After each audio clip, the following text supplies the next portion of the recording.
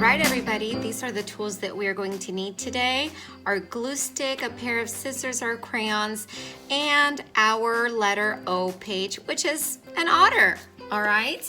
Now you can decide to cut him out, or maybe it's just a coloring page for today. So I'm going to start with the coloring. We don't have any letters to trace today. And I want you to think about an otter. You can definitely Google some stuff on the internet to see what they look like. They live in the ocean. So they are kind of like a dark brown. So I have my brown. And then you notice this oval in the middle of his tummy. We're going to color that a little bit lighter. So we're going to start by coloring our otter.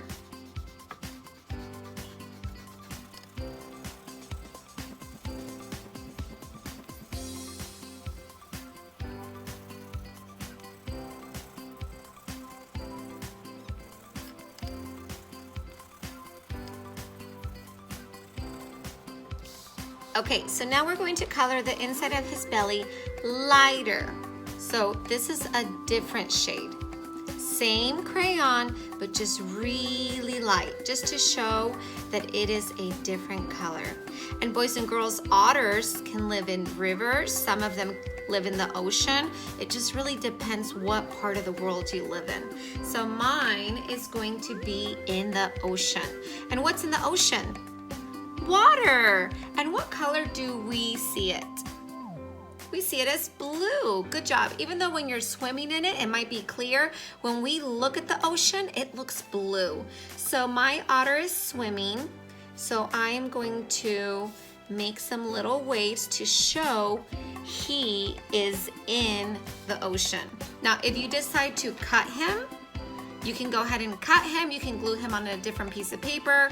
We don't have a headband, so I'm actually going to put both of these away. But if you want to cut him out, you can definitely cut him out. If you want to glue him to one of your other headbands, you can definitely do that. But I am going to go ahead and add some details. Even though this piece of paper has words on it, I am just going to go ahead and color away. I want you to be thinking about other animals that you would see if you were at the beach, in the ocean.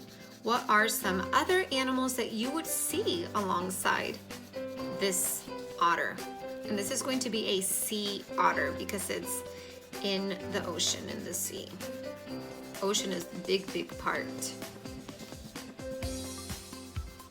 So lots of blue. I'm not making it too dark because I will be adding other details to show that it is in the ocean.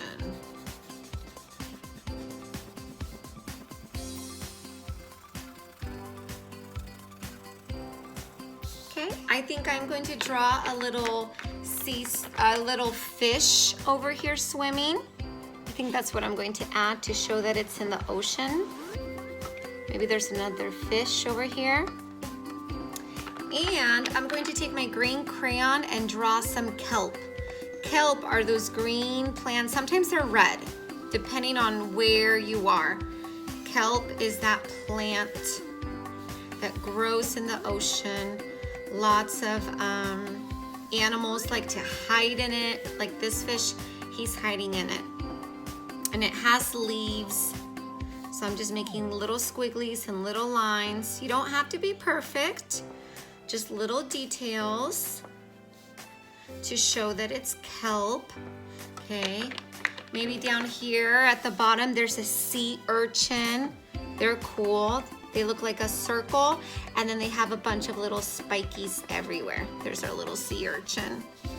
All right, now this is in the ocean. So what I'm going to do, there's my yellow, is I am going to illustrate a nice big sun. It's a nice, beautiful day. I love adding suns to my illustrations. There we go. And you know what is my favorite? Seabirds. So all you are going to do is make an M like this. Look at that. Isn't that such a fun detail? You can also make a little one to show that it's far, far away. So maybe I'll make one that's far, far away. Now, because I already used my blue, in your box, you'll find a different shade of blue. This one says blue-green, and I'm going to just very lightly color my sky. Barely, just a touch of this color, just to give it a little detail in the back. And there you have it, boys and girls. Think of some other animals that you might see swimming around your sea otter in the ocean and go ahead and add those. Thanks for joining us. See you next time.